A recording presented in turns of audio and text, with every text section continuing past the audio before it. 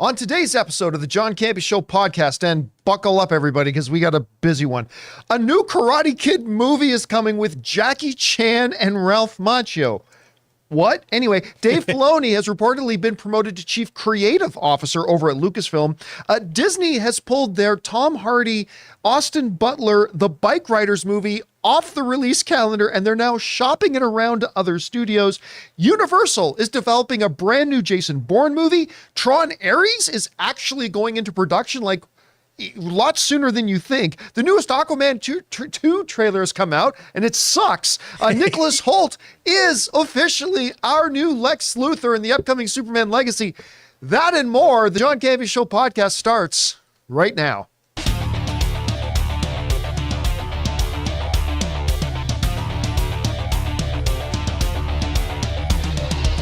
Well, greetings and salutations, everybody. Welcome to the best damn movie-related show on the planet Earth, the John Campea Show podcast, coming to you from right here in our quaint little studio, brought to you in part by our friends at Mint Mobile. I'm, of course, your host, John Campea, and it is an awesome honor and privilege, as it is every day, to have you, our international friends, gather around as we talk about our absolute favorite things in the world, movies and movie news, TV and streaming, and all sorts of good stuff.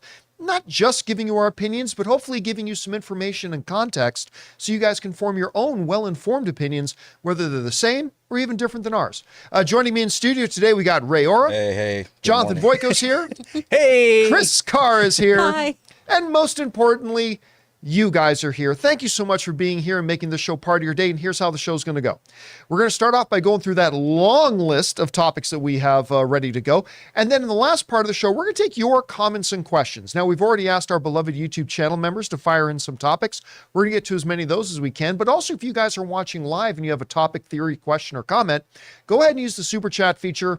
And as long as it's appropriate to be used on our show, we'll get to that right near the end of the show. I got a busy day. Got the show to do here. Then Ann and I are going over to the movie theater. We're going to do a doubleheader tonight. We're going to go see Wish and Napoleon. That's how you say it for you unwashed heathens. It's Napoleon. Does anyone in the movie pronounce it that way? Probably with all of not. their French accents? Probably not. And I will look down at them Not all. a single French accent. Well, if they do what Hollywood does, they'll just do it in British accents. Exactly. Because British accents is all of Europe. It's all of Europe. What I think they should do is a British accent with subtitles. I think that would be the next logical step to do. All right, guys, listen. We got a whole, I believe the technical term is shit ton of stuff that we got to talk about here today. So let's start off with this. Under the file heading of logic, I guess, there's a brand new Karate Kid movie coming. Just been announced. Oh, and it's coming soon. Like, it's going to come out in 2024. You know, that year that starts like a month from now?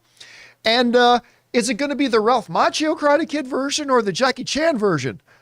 Well, we couldn't make up our minds, so we're going to go with both. This comes to us from the folks at Variety, who wrote the following. Jackie Chan and Ralph Macchio, who starred in separate Karate Kid films decades apart, will unite for a brand new movie set in the martial arts franchise. The new movie from Sony Pictures, director Jonathan Entwistle and writer Rob Lieber, will premiere in theaters like 1 year from now, December 13th, 2024. Karen Rosenfeld is producing. Plot details are being kept under wraps on the new movie, but Macchio will reprise his role as Daniel LaRusso, whom he played in the original Karate Kid film trilogy starting in 1984 and brought back on Netflix's Cobra Kai series. Chan will return to the role of Mr. Han, a kung fu master based on Mr. Miyagi, who coached Jaden Smith's Dre Parker in the 2010 remake movie. Now, the article goes on to say, we're not really sure where Cobra Kai fits into all this. So, okay, what it will probably be, this is just me guessing here, because the information is kind of nebulous right now. What it will probably be is that Daniel is Daniel from the movies and from Cobra Kai, I should say, and Jackie Chan is Mr. Han. Those events happened of that Karate Kid. Those events happened in that movie, I guess. They're just eerily similar in their situations. And I guess they're going to come together and do a movie. I don't understand this. Now, don't get me wrong. You tell me in the movie theater next door that they're playing a new Karate Kid with Jackie Chan and Ralph Macchio, I'm going to go, Okay, I'll be back in a couple hours. I'm going to go check that out. This seems weird to me, Chris. I don't know. Make this make sense to me. What do you think of this? It also feels gimmicky because A little. One, the Hollywood Reporter, when I got this notification, called it the Karate Kid cinematic universe, where it was, why does everything have to have a fucking cinematic universe? Why? But also, part of their announcement is they are casting the next Karate Kid. So this movie is supposed to come out in a year, and they haven't cast who the next Karate Kid is, because now you can go to Karate versus Acne. That's the one. You go to sonypictures.com/Karate Kid casting, and they're looking for someone 15 to 17 years old, Chinese or mixed race Chinese, who speaks fluent English with conversational Mandarin skills, who's smart, scrappy, and a skilled martial artist. That's me. Jonathan, you got it made. I'm in it. You're so close to so many of these things. 15, Chinese American, ticking a lot of these boxes, my friend. But hey, Jonathan's Mandarin is flawless. That's very Just true. gotta throw that out Oh my there. goodness. So obviously this is IP we're going to keep returning to. Cobra Kai is a very popular series. The movie that Jackie Chan was in, not as popular. No, it's not. But you know what? I like that movie. It's not as bad as really everyone did said like it was. his movie. I did. I didn't see it in theaters. I waited till I was on an airplane. But I was like, I'm trapped. I might as well watch this. And it wasn't that bad. But it does feel like this is just kind of oh, hey, I mean, we still own the rights to this, and people like these guys. Let's do a contest. It doesn't feel like an actual idea. This feels like the plot of a Disney Channel original movie. Well, it's coming either way. Yeah. In 1 year. So, but you're right. They're searching for the next. Isn't that what Cobra Kai is? Hasn't Daniel found 17 other next Karate Kids? That's what I thought. Like, is this movie going to be about Daniel leaving his wife and all those kids and finding his new favorite kid? Yeah, well, Is this that is where Daniel has a secret family. It's That's Karate right. Kid, No Way Home. It's Oh. That's what it is, man. They're just trying to cinematic everything. But I And mean, yeah. So which one of these is going to be the Mr. Miyagi figure? Is Jackie Chan the Mr. Miyagi figure? Is Daniel LaRusso the Mr. Miyagi figure? I don't know, but this is weird, man. And it's coming out in a year. Yes. It's not often you get an announced movie and it's coming out in like one calendar year. So I don't know, guys. What do you think about this? I mean, listen, I'd be lying to you if I didn't tell you I was curious to see this. I just don't know why they're making it, but we'll see. All right, guys. With that down, let's move on to this, shall we? Dave Filoni's got a new job title over at Lucasfilm. It's now being reported that Dave Filoni, who's of course, kind of the guy behind the Clone Wars animated series, Rebels, which is an animated series that I actually really quite like. He also helped Jon Favreau with The Mandalorian, and he just did his Ahsoka series, which I'm not going to lie to you, I didn't think was very good. But there's been a lot of people, I mean, you would be hard pressed to find somebody more entrenched in the lore of Star Wars than a Dave Filoni. And now that's been paid off. But it's an odd chief creative officer title he's been given because he doesn't actually have the authority that a traditional chief creative officer would have. Anyway, this comes from the Hollywood Reporter. Write the following. Dave Filoni is expanding his footprint in a galaxy far, far away. The longtime Star Wars force has been named Chief Creative Officer at Lucasfilm. Now, Filoni said, in the past, in a lot of projects I would be brought into it, I would see it after it had already developed a good ways along. Filoni told Vanity Fair, which broke the news. Filoni will now be involved in the early development on Star Wars projects, working with Lucasfilm head Kathleen Kennedy and head of development Carrie Beck. Now, it goes on to say in the article that Filoni is not actually, what a lot of chief creative officers would do is be the ones that kind of greenlight projects and stuff like that. And that's not really what he's going to be doing here. It goes on to say this in the article. Dave Filoni says, I'm not telling people what to do, Filoni told Vanity Fair about his new role, but I do feel I'm trying to help them tell the best story that they want to tell. I need to be a help across the galaxy here, like a part of a Jedi Council almost. So what he's going to be doing, now traditionally what Filoni is saying is, once they've already had a project up and going, and then they would bring in Filoni traditionally to kind of give some context, I guess, to the story that they were developing and try to, help them and give them a little bit of guidance, but the projects would already be up and running. Now, under his new role, he's going to be doing the same thing, but involved much earlier in the process. He's going to be there at its inception and kind of, again, he's not going to be directing or dictating which way the movies or shows are going to go, but he's going to be there to give input, influence, Emil Diaz, a chief creative counselor, and all that kind of stuff in there. Now, I would feel more excited about this. I'm not going to lie. Like I'm always forthright with you guys. I would be more excited about this if I liked Ahsoka as much as I was hoping I would like it.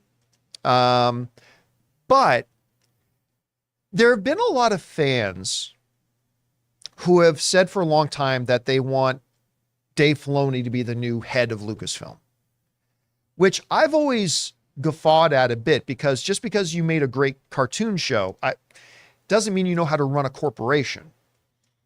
And I think something like this, I think as a chief creative officer, being involved in the storytelling aspect of where Star Wars is and where Star Wars is going to go, I personally think this is a much happier fit for somebody like Dave Filoni. I think this is somewhere where he will be, number one, very comfortable, because it's not the running a corporation part. That's not his thing. It's being involved in the storytelling. So I think that's going to be a much happier place for him, but I also think it's going to be where he's going to be far more effective. Again, I'm a little bit curious about the fact that he doesn't seem to actually have any authority, but whatever. Getting Dave Filoni and at least his input much earlier in the process in the development of Star Wars projects, I think can only be a good thing. Now, again, he's saying that they are going to defer to the individual storytellers, the individual filmmakers are still going to have the run of their projects. But again, having Filoni in there earlier in the process, the better. Now, the article also says, because some people might be asking, what about that movie they said Dave Filoni was going to direct? That's still happening. Filoni is still going to be developing that movie. He's still going to direct that movie. So that movie, nobody has to worry about it. That is still going to happen. So yeah, Chris, I got to say, I think this is a very good fit. This is the type of position. I don't know if Lucasfilm had a chief creative officer. I don't think they did. I think they've created the position in the company for him. And I think it's the right spot for him. I think he's going to flourish in this. And again, whenever you get somebody with the type of deep lore knowledge that he has to come in and consult and to give some guidance, I think that's going to make everything potentially better. Hopefully. I like the move. What do you think about this? I like the move. I think you're hard pressed to find somebody in the Star Wars universe who has as much knowledge about it as Dave Filoni. I mean, he's been working professionally within Star Wars since 2008. And sure, a few things maybe have not been as strong as others, but he knows this stuff backwards and forwards. He knows how everything connects. And I like this move because, as we learned this year, most of the Disney shows, at least, haven't had showrunners or things like that. That has not been a move that they've been doing. Right. And now not only are they going to have showrunners, but I like this idea of kind of the all-encompassing universe runner here of these pieces go together. This is what needs to happen here.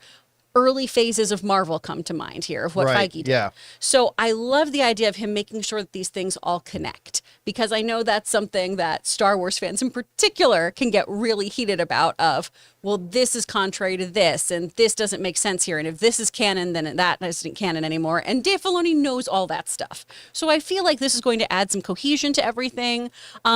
And it sounds like we're still getting different flavors throughout here, right? We still are going to have the coming of age story with Skeleton Crew. We still are going to have more of that kind of thriller, dark show with the Acolyte. So we're still going to have different genres happening within Star Wars, which is something we've all talked about really enjoying. But we'll at least have those universes talking to each other in a way that hopefully will make sense. Right. And by the way, quick side note, just to try to head off some conversations that might be coming in a few months. Mm-hmm. Dave Filoni has just been given this job. If Skeleton Crew sucks, that has nothing to do with Dave Filoni. Yeah. if The Acolyte sucks, it has nothing to do with Dave Filoni. He's just taken over the job now. Okay, so everybody just pump the brakes on that. It's like how everyone freaked out about The Flash being James Gunn's problem. Yeah, it's like that movie was done before James Gunn got the job. Yeah. The other thing too that I was a little bit curious about was, because listen, I want to bring this back up. I got told almost a year ago now that Kathleen Kennedy was on her way out. Many people have been told the same thing, but Yeah. I was also told that Kathleen Kennedy was on the way out by the end of the year. So seeing a big major move like this, it made me wonder, did Kathleen Kennedy promote him? Because it doesn't say in the article. Or did Bob Iger promote him? Ooh. I've been told that she actually gave him the job. Okay. Now, Dave Filoni and her have been working together for a while now, for years. So it's not surprising. But again, that's interesting to me that she can create that kind of position and promote him when she's supposed to be on her way out. Is she not on her way out? Did she save her job by proposing a new leadership structure to try to boost things? Or did she buy some more time for herself? Or, I mean, I don't know, but I have to question all that right now about where we're going with that. But interesting story nonetheless. So I think this is going to make a lot of people very happy, but it's going to be interesting to see over time exactly how involved does he get to be? Because traditionally a chief creative officer is like, they get to call a lot of the shots and blah, blah. From what Filoni's saying, it doesn't sound like that's what this role really is. So it's going to be interesting to see how much of an impact he gets to have moving forward. Again, just everybody, if Skeleton Key sucks, has nothing to do with Dave Filoni. True. It's going to take a year, 2 years before we really feel the impact of him now having this position. So give him a little bit of space there. Give him a little bit of room to breathe. All right. With that down, guys, let's move on to this, shall we? One of the really interesting looking films that was supposed to come out, next week, was the Austin Butler, Tom Hardy film, The Bikeriders. Being a fan of Sons of Anarchy, I was instantly attracted to this because it kind of looks like a Sons of Anarchy show. And it was supposed to come out December 1st. Well, and I got to tell you guys, don't think I've ever seen something like this happen. This close to when a movie was supposed to come out, the film has, as of now, been pulled from the release schedule altogether. And the company behind it is doesn't even want the movie anymore. And they're shopping it around. This comes to us from the folks over at Variety. The headlines: Austin Butler, Tom Hardy's The Bikeriders being shopped to rival studios after Disney takes the film off the calendar. Says this: The Bikeriders, a drama directed by Jeff Nichols, by the way, really good director, and starring Austin Butler, Jodie Comer, and Tom Hardy, is being shopped around town after Disney took the film off its slate. Disney and 20th Century were scheduled to open the film on December 1st, but its backer, New Regency, opted in October to remove the film from the release calendar during the actor strike. The Bikeriders cost $40 million and premiered at the Telluride Film Festival over Labor Day weekend. It had hoped to qualify for this year's Oscars, but that would require the Bikeriders to debut in theaters sometime before the end of 2023. It's now unlikely to land on the big screen this year, according to the New Hollywood newsletter, The Insider, of course, by Jeff Schneider, which first reported on New Regency's plan to shop the film. Okay, this is fascinating on several levels. Now, we had heard it was going to get bumped off the December 1st release date. That didn't surprise us at the time because the actors were on strike. You got 3 major superstars in the movie in Austin Butler, Tom Hardy, Jodie Comer, and they wouldn't be available to go out and promote the film. So it made sense that they announced that they were going to bump it off its December 1st release date. But we assumed, because you know what they say about assuming, it makes an ass out of you and you. We had assumed that it would find a new home on the release schedule imminently, quickly, hopefully by the end of the year, so it can qualify for the Oscars. Chris, and I'm sure it's happened, I can just not personally recall ever hearing a movie that was supposed to come out so soon literally being now shopped around because the studio and the distributor no longer want it. This close to it coming out. Yeah. Especially one that has awards aspirations, big names in it. This is I'm sure there's some juicy story that we don't know about. Oh, I'm sure there's some absolutely. huge behind the scenes drama that we don't and maybe never will know about, but I've never even heard of something like this. What do you think about this? And can you recall anything like this ever happening before? Nothing comes to mind. I kept thinking about how, we have seen this uptick of things that studios have produced and completed and then saying, hey, I think we're going to not do this, and then shelving it or selling it, right? We've seen that a lot lately. Wiley versus Acme comes to mind. But those are things that didn't have a set date for release or anything like that. This is wild to me because also how do you go from Oscar buzz to, bless you, we do not want this? Thank you. I'm trying to figure out where we went from point A to point B here, because this is something that, by all accounts, just the cast, the material it's based on, the story itself, is Oscar fodder. This is award season fodder. So what went so wrong here that they need to dump this? I'm so interested. I want the tea on this. Find out what's It's going on. juicy. It's juicy. And Something had you to happen. probably had guys like Austin Butlers, who of course just had a Best Actor nomination for playing Elvis, thinking he was getting ready to mount another campaign for another Oscar run, maybe even Tom Hardy for Best Supporting. And that's now apparently gone off the table. I just want to know, when am I going to be able to watch this movie? Yeah. Like, because I remember they showed us a preview for it at CinemaCon, and that's where I'm like, because when they first talked about Austin Butler, Tom Hardy, the Bikeriders, I literally thought it was like a couple of grown-ass men in a neighborhood who decided to refurbish old bicycles from they're their on a youth bunch and of go on a swings, bike yeah. ride. Yeah. It's called the Bikeriders, but instead it's more of a Sons of Anarchy kind of thing, I guess. So where's this going to land? Who's going to pick it up? When will it finally come out? I'm going to make a prediction. Okay. Bold prediction.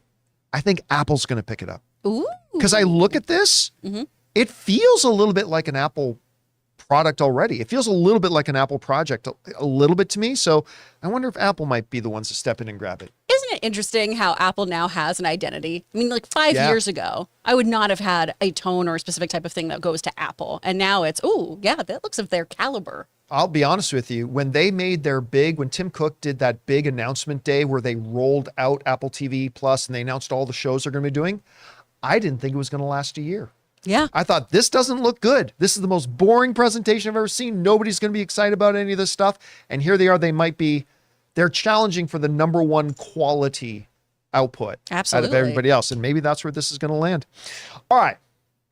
With that down, guys, let's move on to this, shall we? Apparently, there's another Jason Bourne movie coming. And Jackie Chan's in it.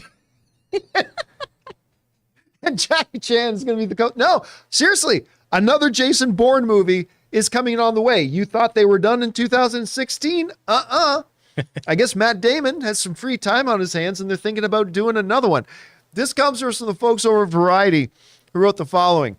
Universal is in early development on a new movie about super spy Jason Bourne with the All Quiet on the Western Front filmmaker Edward Berger in talks to direct. Okay, if that doesn't get you excited, I don't know what will.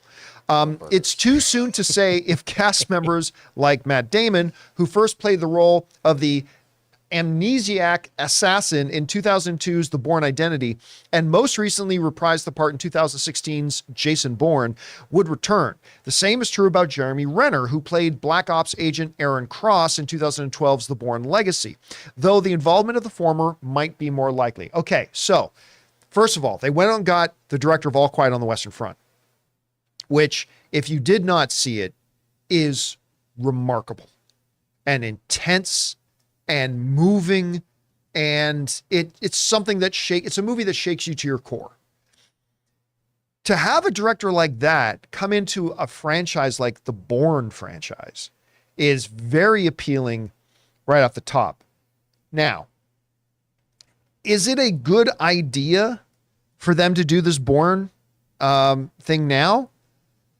I don't know. Like, let's look at this. This is the domestic, okay, not worldwide.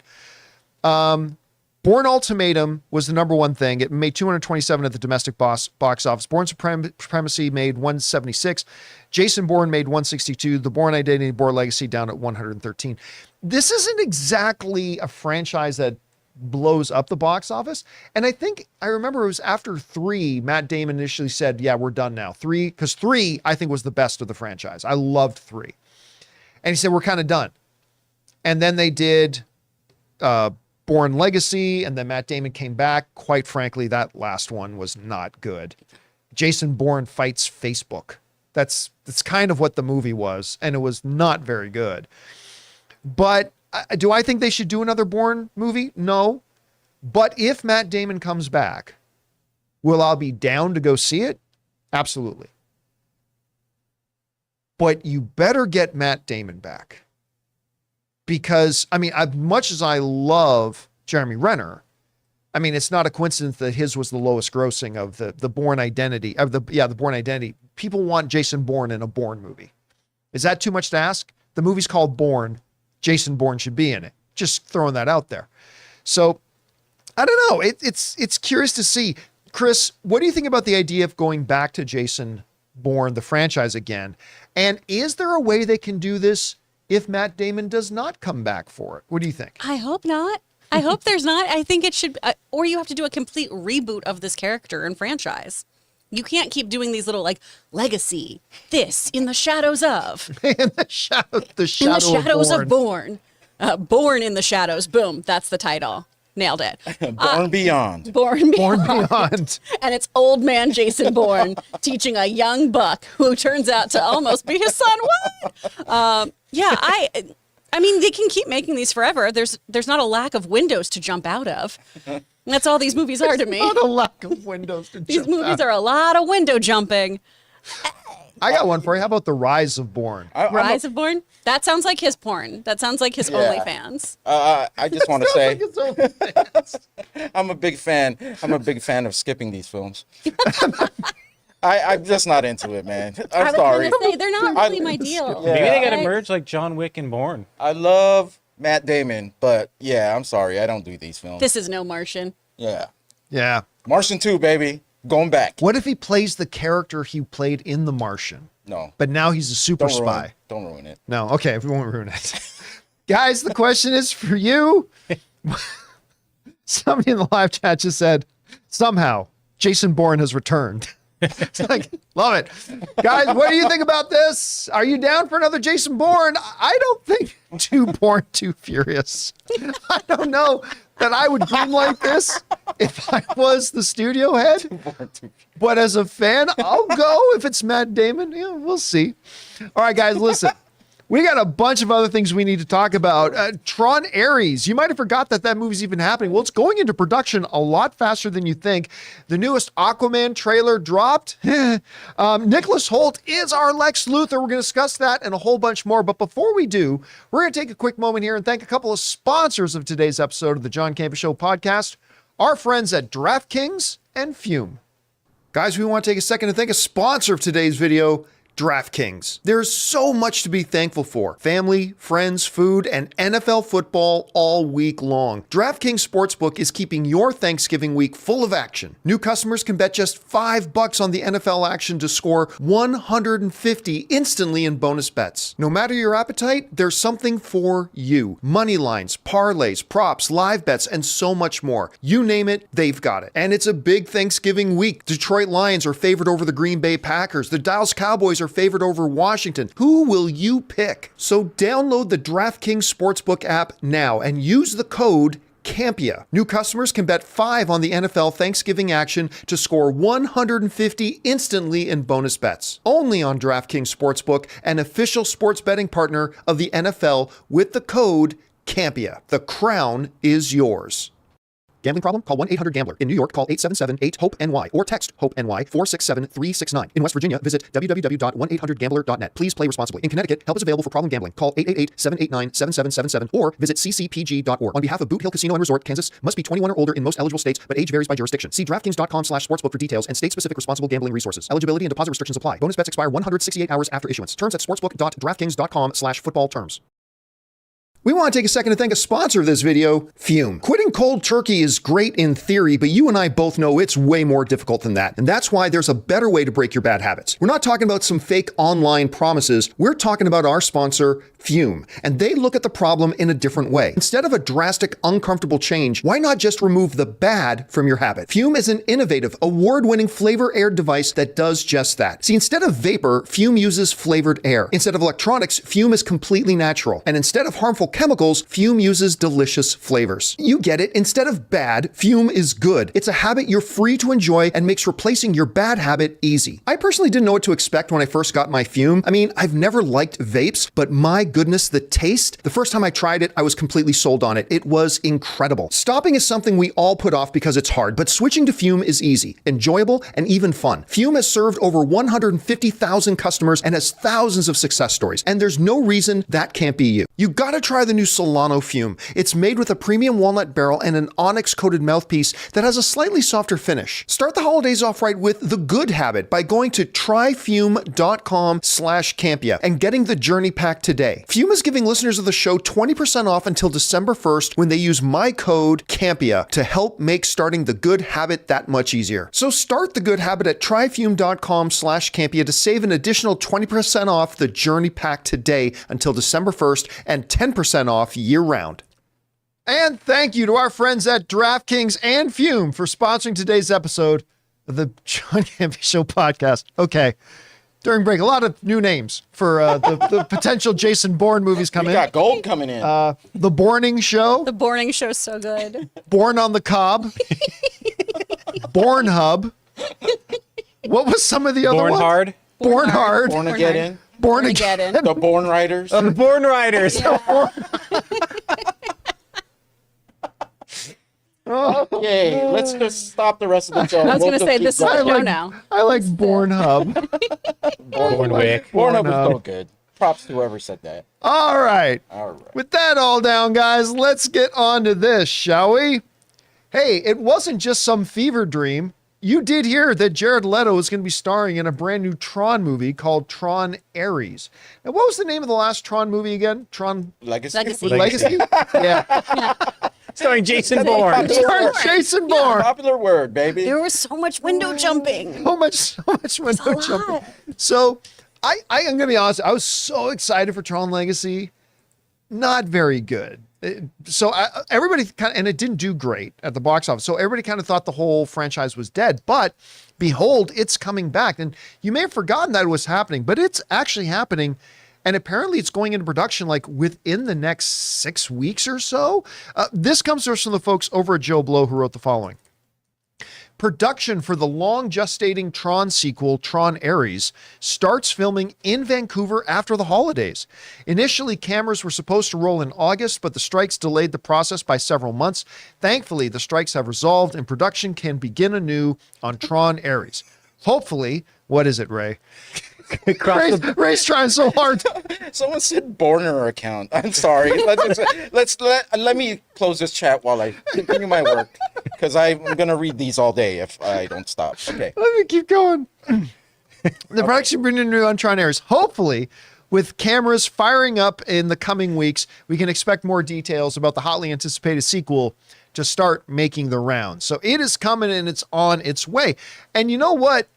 Right now, the cast is pretty impressive. Of course, it's being led off by an Academy Award winner, Jared Leto, Evan Peters, who has turned into a remarkable performer, Jodie Turner-Smith, Cameron Monaghan, who's really hot right now, everybody loves him, and Sarah Desjardins.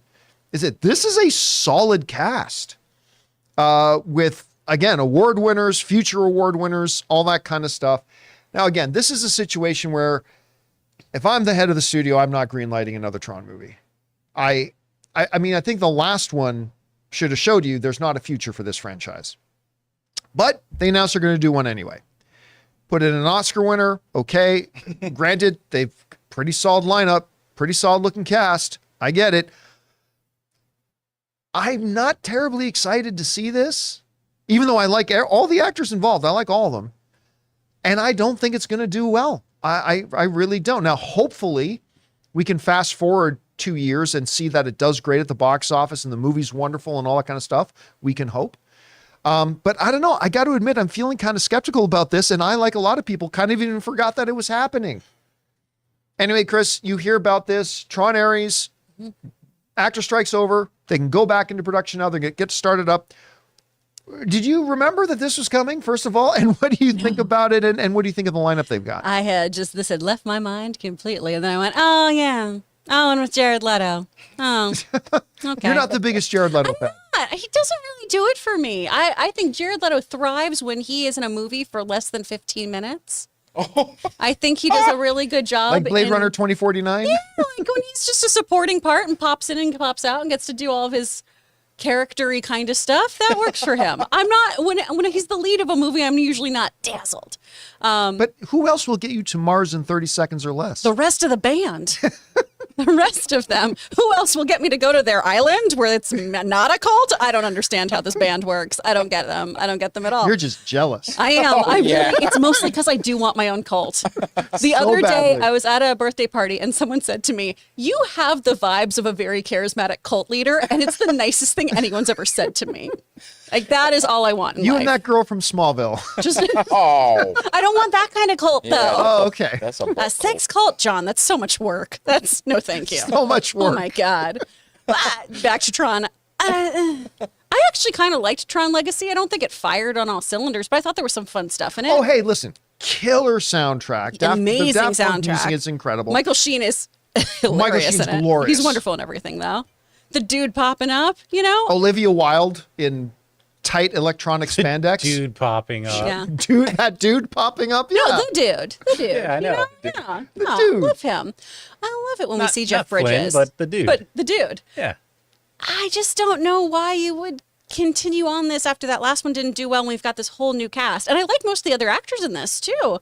I need to know more about what the story is going to be and why I should be invested in returning to this world. Now, the one thing that doesn't help for me is that it's being directed by Joachim Roning. And if you don't know the name, he directed such blockbusters as Maleficent, the Mistress of Evil, which I didn't like. He also directed Pirates of the Caribbean, Dead Men Tell No Tales, which is not one of my favorite installments of the Pirates franchise. So I don't know. I mean, we'll see. We'll see how all this comes together. Listen, my favorite thing in all of moviedom is having a movie coming out that I have very little hope for, and then I see it and I love it. Yeah. You know, Spider-Man Into the Spider-Verse is one of the great examples of that, right? Nothing makes me happier than going to a movie that I have like no expectations out of, and I end up loving it. So hopefully that can be what the new Tron is. I'm just not really counting on that being the case. All right, guys. With that down, let's move on to this, shall we?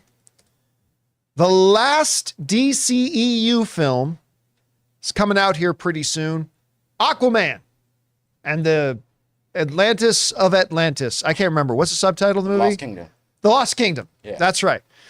Aquaman and the Lost Kingdom, Bourne Legacy, is coming out. And look, to be very clear, I really enjoyed the first Aquaman. I had a lot of fun with it. And I love Jason Momoa.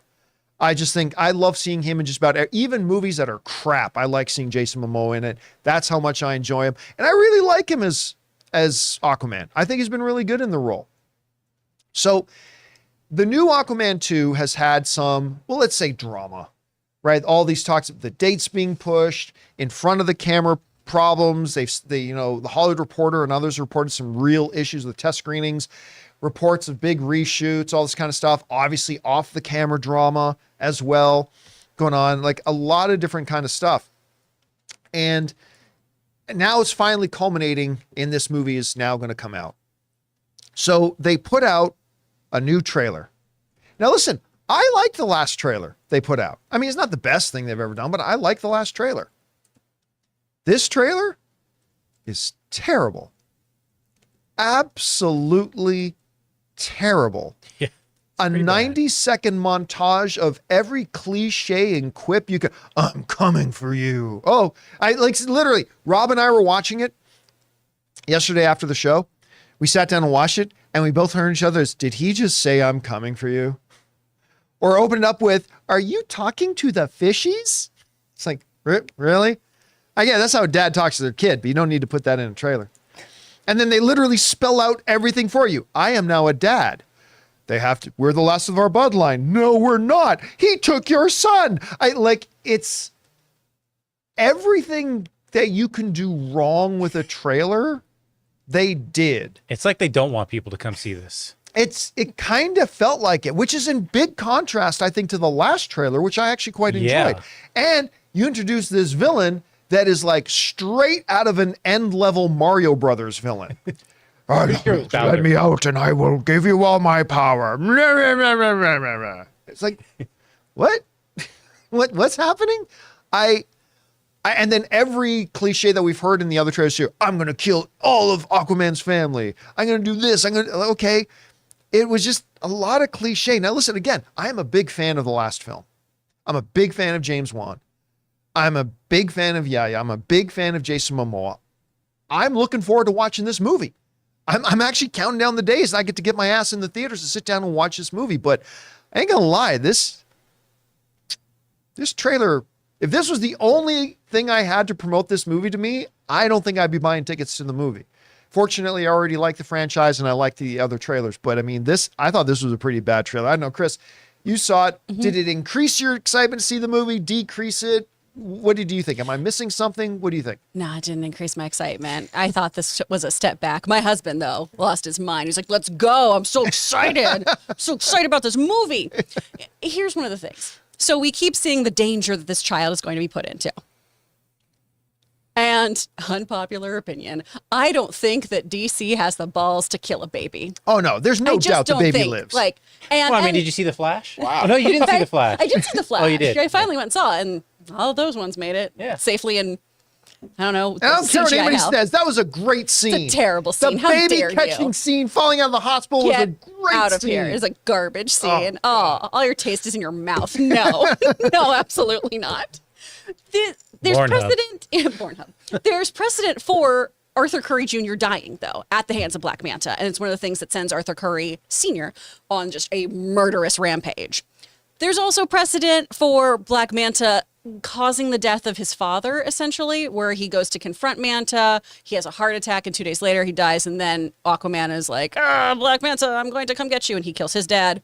There's a lot of killing dads and sons in Aquaman. It's a big theme. I feel like this trailer is very, very paint by numbers. I'm pretty sure he's going to die so that we have emotional stakes, which I don't think is necessary. I know.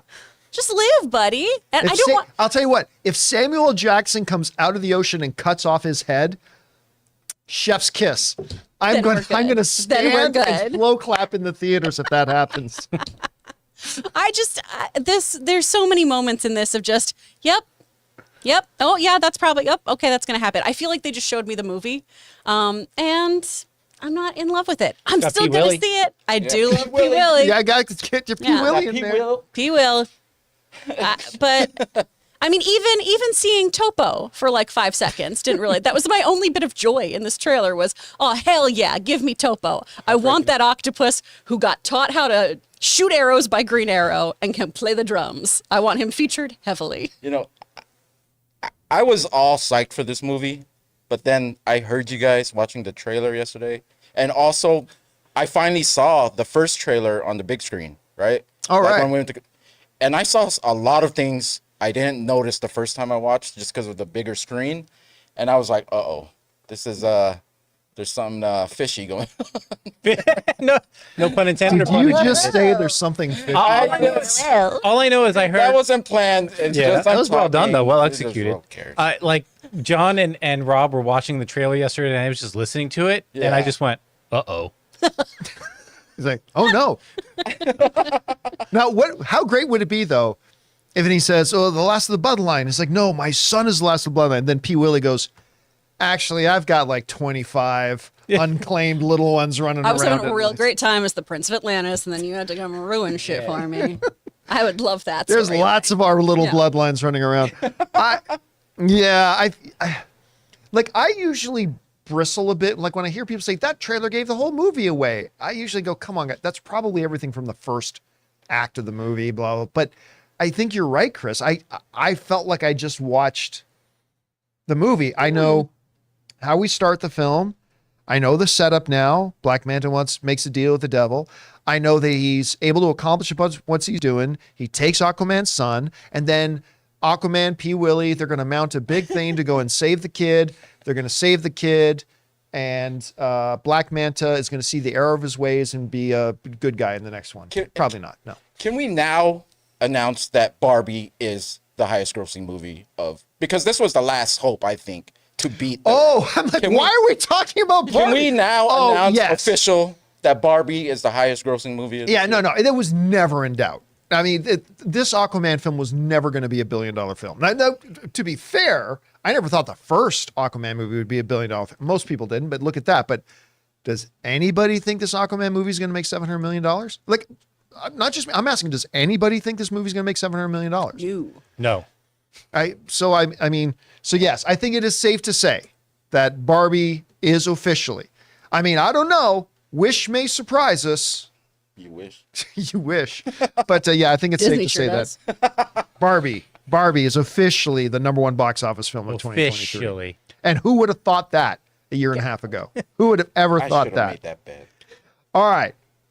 With that down, guys, let's move on to this, shall we? We've got a new Superman movie coming in 2025. We know this. James Gunn's first movie of his brand new DCU, Superman Legacy, comes out in the summer of 2025. We've already got our Lois Lane.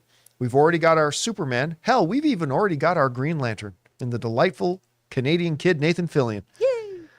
And now we got our Lex Luthor, and it's a hell of an actor, Nicholas Hoult. This comes to us from the folks at Deadline who wrote the following. We hear that James Gunn has found his Lex Luthor in British actor Nicholas Hoult. Several sources tell us. A movie star was always eyed for this role after Gunn selected fresh face David Cornsweet in the title role and Emmy winner Rachel Brosnahan as Lois Lane. The studio wanted to go through the casting process after the SAG-AFTRA strike of landing an actor to play Luthor. Warner's is already in business with Hoult on Clint Eastwood's Juror Number 2. Hoult also starred in the 2015 Warner Brothers blockbuster Mad Max Fury Road, which made over $380 million at the global box office.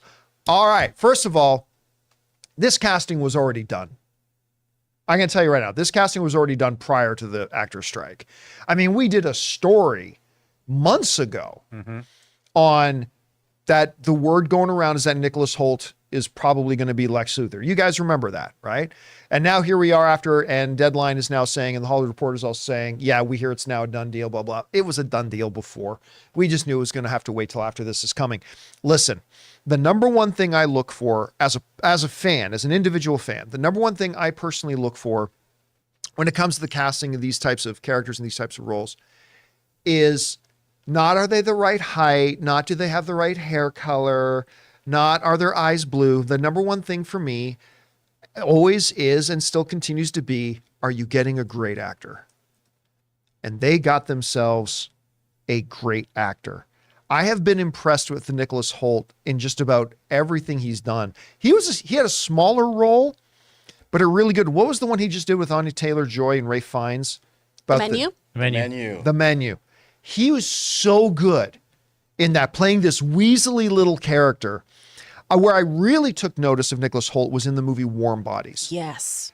That is an underrated movie, and his performance in it is incredible. I loved him in X-Men First Class, The Banker. The movie wasn't fantastic, but he played J.R.R. Tolkien. Right. In Tolkien, he was great in that. Obviously, Mad Max Fury Road. And you know what? The movie may not have been great. I loved his performance in Renfield.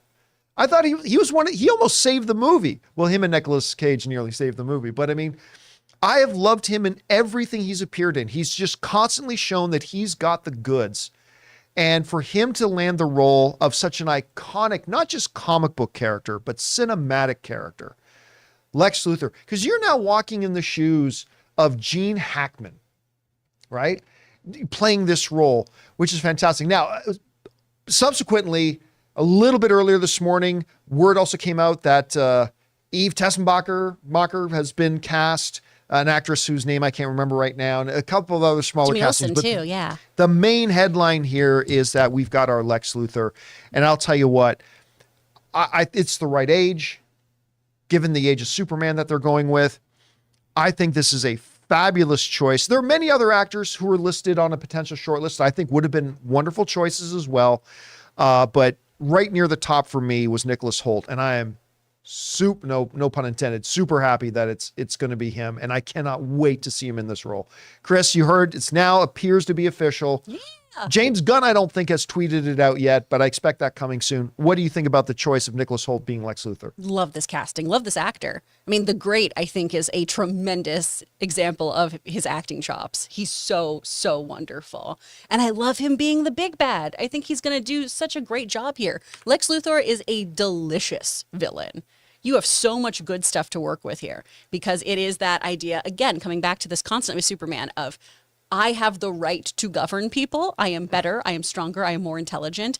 It is my purpose to control humanity, which is always at odds with Superman Kal-El Clark's ideology of, well, I have this power, so I should help people, but I shouldn't rule over them. And I love that we are assembling this cast of characters that support that ideology that he's going to have to butt up against, which is wonderful. Nicholas Hoult is a tremendous talent. I think this is such a stacked cast already. I think it's going to be super fun stuff. Even if this movie doesn't have the greatest script, which I'm really hoping it does, you've got such talent here that I feel like it's still going to be a worthwhile watch. I mean, it could just be them talking about his mom making this cape and I'd watch it. I'd be into it. But I mean, look, it will ultimately come down to the script. Absolutely. And, James Gunn has never let me down. I'm trying to think of the James Gunn project that I liked the least. I don't know. I mean, I think maybe the James Gunn movie that I like the least might be Guardians 2. Brightburn? And James Gunn didn't write or direct that movie. Sorry. I think his brother or his cousin or his stepsister, I can't remember, was involved in that. But I mean, I think Guardians 2, which I still quite like, and I think that is my least favorite thing of his. Scooby-Doo 2, Monsters Unleashed. I think you got it. Yeah. I think you just got it. That's right. I mean, if it's not that, what is it? You know what? Maybe it was a brilliant script that got ruined by the director. Maybe that was the situation. You're right. You got to go that far back. You got to go back to Scooby-Doo. Yeah. You got to go that or like Tromeo and Juliet, which even that though, masterpiece. that's a fun one. For the genre? All the Troma stuff is so good. Are you kidding me? For the genre, it's perfect. So yeah, I think, man, look, I am not saying that Superman Legacy is going to be amazing. I am not saying that it is going to resurrect DC on screen. What I am saying is that everything I've seen coming together so far has been a positive. I like every decision they've made so far. Now listen, this could be another Gangster Squad where like they put all the right pieces together and it ends up being a woof. And maybe that's what Superman Legacy will be. But I'm just saying right now, a year and a half out, I'm loving everything I'm seeing. I'm loving the approach they seem to be taking. I obviously love the person behind all of it. I really like the casting they've done so far.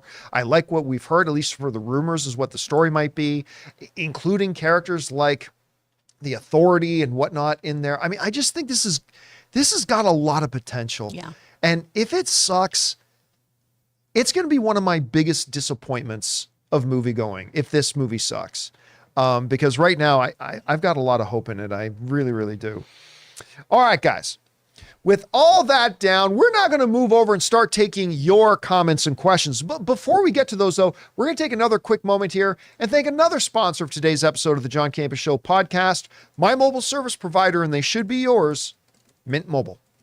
Guys, we want to take a second to thank a sponsor of today's video, Mint Mobile. Signing your life away to a big wireless provider is kind of like being trapped on a roller coaster from hell. Sure, it looks like fun at first. They probably even threw in a free phone, but now you can't get off. Month after month of insane bills and unexpected thrills, like overages and surprise fees. If that sounds like your current big wireless plan, it's time to get off the ride with Mint Mobile. For a limited time, wireless plans from Mint Mobile are just $15 a month. That's unlimited talk, text, and data for just $15 a month. You guys know before I came to Mint Mobile, I was paying triple what I am paying now on the standard big wireless plan, and I will never go back. All plans come with unlimited talk, text, and high-speed data delivered on the nation's largest 5G network. Use your own phone with any Mint Mobile plan and bring your phone number along with all your existing contacts. To get your new unlimited wireless plan for just $15 a month and get the plan shipped right to your door for free, go to mintmobile.com/Campea. That's mintmobile.com/Campea. Cut your wireless bill to just $15 a month at mintmobile.com/Campea. And thank you to our friends at Mint Mobile for sponsoring this episode of the John Campea Show podcast. Hey guys, listen, before we jump into the live questions, I just remembered as we went to break that I need to let you guys know about something. Every year, you guys know around here, we invite you guys to participate with us in the annual Adopt a Family. And the last couple of years, you guys have helped us make an incredible impact on a number of families. And it's always like probably my favorite thing we do every year. Anyway, we are getting ready to do that again. Next week, we are going to tell you about the family that we are adopting this year that we've been matched with through the agency at the city. And we are excited to do this again. We're going to put up the Amazon wishlist shopping thing where you guys have always delivered so much. And we look forward to launching that next week. So guys, just want to give you a heads up on that. Keep your guys' eyes open for it. And I really hope we can do something massive for this family that could really use it and really deserves it this year. All right. With that down, guys, let's get over to your questions here, shall we? Chris, what do we got up first? From AL. The news of Hoult recontextualizes Renfield into being a movie about Lex Luthor wanting to get away from a toxic relationship from Vampire Superman. I like it. You know, it's funny, though. I've always kind of poo-pooed on the idea about doing a movie telling the story from the perspective of the bad guy, right? But I've always thought there would be a really interesting story. Do you remember that one episode? I haven't watched a lot of Cobra Kai, but there was that one episode, I think it was early in Cobra Kai, where Johnny is looking back on the events of the original Karate Kid movie. But from his perspective, it was Daniel who was the bully. Mm-hmm. It was Daniel who was the one doing all and was the jerk, right? I've always thought it might be interesting to do a story about Lex Luthor and why he hates Superman so much. And that, like, all great villains think they're the good guy. And it would be interesting to see something from that perspective at some point. Well, that's one of the things Smallville, I think, did really well of understanding that rivalry and this brotherhood, best friend obsession kind of thing that just goes so awry. All right, what's next? From Matt Boyle, sending in a $20 super chat. Wow. Thank you, Matt. I am very excited about the Jason Bourne news that came out yesterday. The Bourne Identity is the reason why I fell in love with movies in general, and the Bourne Ultimatum is my favorite movie of all time. Dang. That was the third one, right? Bourne Ultimatum? I believe it was. I would hope that is a seriously awesome movie. It is easily my favorite of the franchise. I didn't love Bourne Identity, but I liked it. I thought it was pretty good. It was a strange choice to have a movie called Bourne and you didn't have Bourne in it. But I mean, look, I'd be lying to you if I didn't tell you I'd be in line to see the movie. It was coming out tomorrow. Yeah. So let's see if it works out. All right. What's next? From CJ Rebirth, saw Wish last Saturday and loved it. Ariana DeBose and Chris Pine were great. Songs were catchy, and the little star is adorable. I'm glad you liked it. I am actually, in just a couple of hours, I'm going to see the movie myself. However, the response to it hasn't been great. As of right now, I believe it holds a 51%. There it is. It's got a 51% Rotten Tomato. So only about it's split. The critics are completely split on it. Pretty much 50-50. Only a few audience members, but the audience seemed to like it. They got it 88. I'm seeing it in a couple hours. I'll let you guys know what I think about it. All right, what's next? From Christopher Brickner, with HR reporting that Dave Filoni, now Chief Creative Officer of Lucasfilm, it appears to me he's being set up as Kathleen's successor. Agree? No, there's a far cry difference between running a company and being involved in a creative capacity. This is the best situation, I think, for Dave Filoni.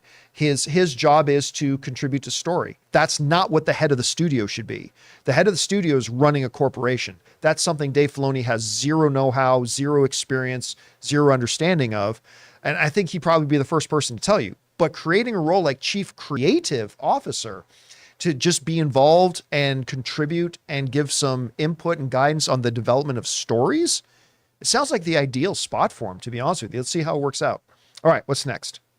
From Raymond Verrata, Otisburg, Miss Tessmacher. Gene Hackman as Lex Luthor is one of the biggest reasons why I so fondly go back to those old Superman movies. Like, he's just, and why am I freezing on the name who played Otis? Like, iconic actor. Yeah. He just passed away just a couple of years From ago. Deliverance also. Yeah. I mean, And I'm freezing on his name. Why am I freezing? Anyway. Ned Beatty? yeah, Ned Beatty. Ned Beatty. Yeah. Oh, as Otis. Gosh, Mr. Luthor, he's so good in that. All right. What's next? From Christopher Brickner, Variety reported that Ralph Macchio and Jackie Chan will reprise their roles for a new Karate Kid movie. I didn't see this coming at all, to be honest. I don't think the anybody studio saw saw this coming. I don't think, any of them. Yeah. I think Jackie Chan was caught by surprise of this Yeah. new. So he's playing Mr. Han. So both these things are canon and in the same universe. I think it's possible AI created this and cast them, and then it just got reported. Oh, man. All right. What's next? From Christopher Brickner again, the Pittsburgh Steelers have fired their OC, Offensive coordinator, Matt Canada. Canada, the first time they've removed a coach mid-season since 1941. Even then, that guy resigned. Yeah, listen, when you've got the coach that the Pittsburgh Steelers have, and you have the history that the Pittsburgh Steelers have, you should be winning more. And offense has been a problem with them, so I wasn't surprised to hear about his firing. So All right, they what's were next? constantly just going, blame Canada. Get it? All right. What's Last next? day here this week. Boo, boo, boo. Okay. Guzman, a Karate Kid without Jaden? What's even the point? Listen, I'm not a big Jaden Smith fan. I really liked him in his Karate Kid movie. I really did. And if they announced that he's coming back, I'd be all for it. I'm not going to lie to you. I really would. All right. What's next? From Matthew Gladney, every Karate Kid everywhere all at once. That's it. Actually, I like that. That's great. pretty good. All right. What's next? From Dr. Stinky, 13 to 14, Karate Kid. 16 to 17 is too old for Karate Kid. But it's going to be a 17-year-old who's cast to play younger. That's what Hollywood does. But Daniel wasn't 13, 14. No. in No, he was Karate in high Kid. school. He was a high schooler. Yeah. So, I mean, yeah, the Smith kid, he was a younger thing. Yeah. So I think you do go with 16, 17. I think you go with the high school student one. At least, I know. What do I know? I still can't believe they're doing Jackie Chan and Ralph Macchio in the same Yeah. movie. So we'll see. All right. What's next? From Shamrock Vibes, huge Ruffalo fan, but didn't get past him as Barbecue Hulk. A recast reboot with someone like Christian Bale. Love to return a miserable Banner and a Smasher Hulk. Shamrock, the casting has nothing to do with it. Do you think Mark Ruffalo wrote the script? You can have Daniel Day-Lewis playing it. It's still the same script. It's still Hulk showing up at a family barbecue with a bowl-cut idiot son wearing a Hawaiian shirt. Doesn't matter who the actor is. Recasting the role isn't going to change anything. Like, I drink your gamma rays. I drink it up. It has nothing. So you can recast Mark Ruffalo all you want. It doesn't change anything. Like, it's all it's about the writing, what direction they want to take the character. That has nothing to do with the actor whatsoever. Mark Ruffalo, listen, for what they're doing with Mark Ruffalo's been great playing the role. He's been one. I love his Banner. His Bruce Banner Banner is great. I just think they made a massive mistake merging the Hulk and Banner into Smart Hulk, Professor Hulk, as people call him.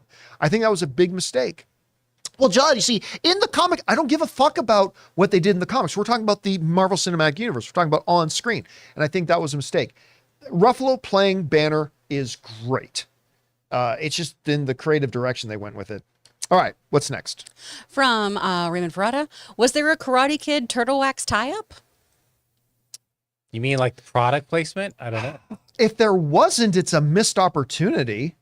But I don't think there was. If No, I don't Karate Kid remember was that. made today for the first time, you bet your ass there would be that. All right, what's next? From Shamrock Vibes, also, what's your fave Ibsen play? Mine's Doll's House. Dollhouse, Ibsen play. Yeah. Don't know what we're talking about. The playwright Henrik Ibsen. Oh, I thought never mind. I thought he was misspelling something else. I don't know off the top of my head. Hedda Gabler. I am not a live stage production guy for the most part. I've written some stage productions. Bleak but I've never- stuff. yeah. Ibsen's not fun. All right. What's next? From Andy, The Hunger Games Catching Fire came out 10 years ago yesterday. Really? Oh gosh. Yeah. I guess that makes sense. I remember I was at AMC. I remember John Schnepp and I reviewing the movie. I guess that was 10. Wow. It's weird to think of it being that long ago. Ooh. All right. What's next? From Andy, like Chris, I was afraid the musical performances in The Ballad of Songbirds and Snakes could have been cringy and melodramatic. Thankfully, they were great. Listen, I didn't really like the movie. The music was damn impressive. And it's not even my kind of music at all. Again, it's so weird not liking a movie when so many of the individual pieces I thought were good. And it's just, again, the movies are a sum rather than the individual parts. And even though I liked a lot of the individual parts, just for me at the end of the day, it didn't sum up. Anne loved it though. I think you liked it more than I did. Yeah, Did it was you not? Act 3 that I was like, oh, this is Right. rushed. Yeah. And the feels whole thing weird. suddenly like, we're all sweet love. Where are you? Yeah. So, like that turned quickly. It's just, whoa. Yeah. All right. What's next? From Andy again. Shang-Chi's dad is a lot like John Winchester. Losing their wives warped them so much that they abused their kids and made that the family business. Yes, except John Winchester never became a villain, right? Yeah, he became hard and nobody make a joke about that. And he became tough on his kids. He wanted to make sure his kids could deal with stuff, and it made him a distant father. Yes, but he never became the Mandarin. Like he never became this feared, murderous, whatever dude. I mean, feared by monsters, sure, but yeah. So a little bit of a difference there, though. All right, what's next? Andy again. I'm sadly a decade too old to be playing the new Karate Kid, but then again, Hollywood has a thing for casting actors in their 20s as high schoolers. Andy, Hollywood this has could a be thing your of casting actors in their 30s to play high Yeah. schoolers. Yeah. So you're not. I forget what was the name of the actress, the black actress in Clueless. Stacey Dash? Is that her name? I think so. Stunningly beautiful. Stunningly beautiful. But I just heard recently that she was actually in her 30s when that movie came out. Yeah, she's 56 right now, not in the movie. Yeah, that to me was crazy. Absolutely crazy. It's a weird jump. I went from playing 17-year-olds to then immediately being like, and you're in Mom. your 30s now. Yeah. And now your you have mom. 3 kids. And you're like, what about in between? What happens there? It's upsetting. I don't think I've ever known the actress's name, but I had a huge crush on her when that movie first came out. She was gorgeous. All right, what's next? From Patrick Hamilton. The creator is on digital and watched it several times. Such a beautiful movie. I wish studios took more chances on big original ideas like the creator and not only rely on IPs. But money talks. I mean, that's just the thing, Ray. If you can look up for me how much money the creator made at the box office, I mean, spoiler alert, it wasn't a lot. It is too bad. And by the way, it wasn't as good as I was hoping it would be. I enjoyed the movie. Wow. How much did it make? It's 103. Worldwide? Yep. 103 million. Now, they made it for a very small budget. But it doesn't say. I think it was like 30 or 40 million dollars they made it for. Anyway, they made it for something ridiculously low, which is great. But yeah, nobody went to go see it. By the way, made with the slightly Big Brother. It was made with a prosumer camera. So we use right now, I'm looking at you through a Sony A6400. They have a line made with the same. They shot this movie on a camera with the exact same sensor as this camera, the Sony FX30, which has the exact same sensor as this camera that we're looking into, and it's kind of taken a lot of the videography people on YouTube by storm, talking a lot about it. But I wish it made more money. The reality is, and we talk about this all the time, everybody will cry and complain, Hollywood doesn't do enough original stuff. Well, then the moment they put out original stuff, nobody goes to see it.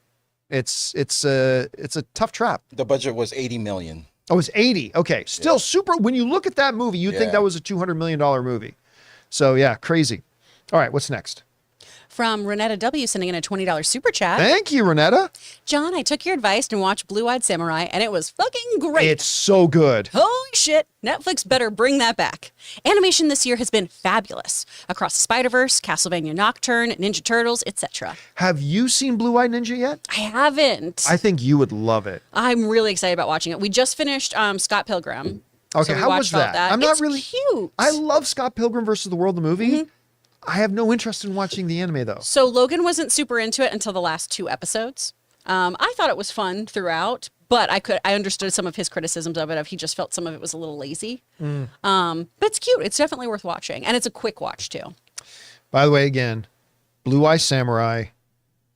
It was our audience that convinced me to check it out and watch it. So good. Like I was seriously blown away. Although here's the funny thing. I'm starting to watch it. Anne was in her office working on something and then was going out to meet friends. And as she comes out, we're like late in episode 1. There's some bow chicka bow bow, sicky, sexy, filthy, nudie sex stuff going on in it, right? So Anne comes out and goes, "What you watching?" I'm like, I swear to God, like up till right now, it was just a samurai story. She's like, okay. So she leaves. She's gone for 5-6 hours because her and a bunch of girlfriends went to San Diego. So she comes back 5-6 hours later. I'm still watching the show.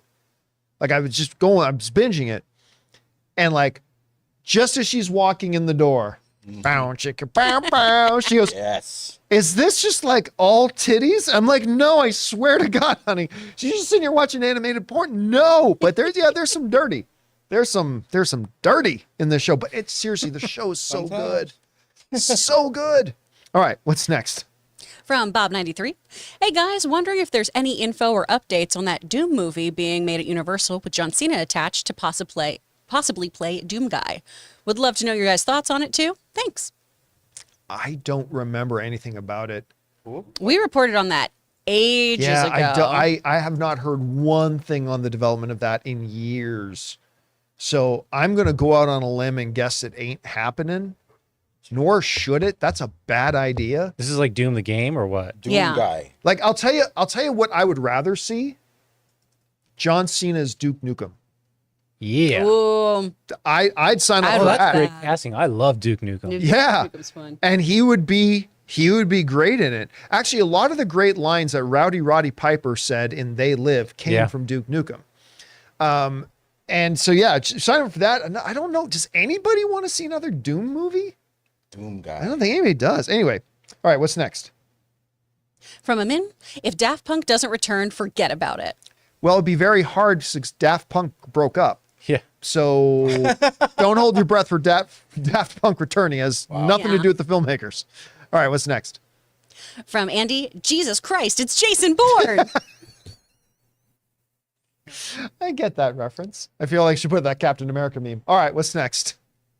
From Amelia, John, the actress for Ms. Marvel, did an interview with New Rock Iman Stars, Vellani, yep. and she mentioned something about filming Young Avengers. Did she accidentally slip an unannounced project?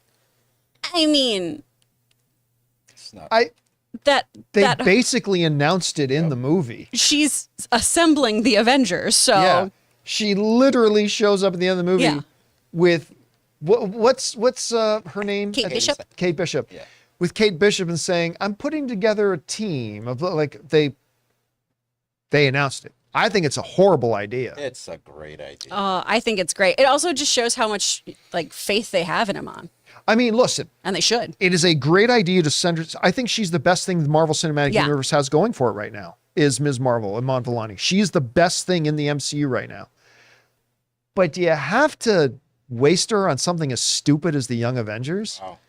Well, I don't know. Hopefully I'll love I'll it. save you a seat. I'll save you. Yeah, there you go. All right, what's next?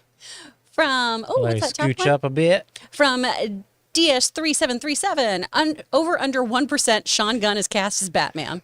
0, but over 90% that he'll be cast as something in that Yeah. universe. And you know what? Why the hell not? I love seeing him pop up in this He's stuff. wonderful.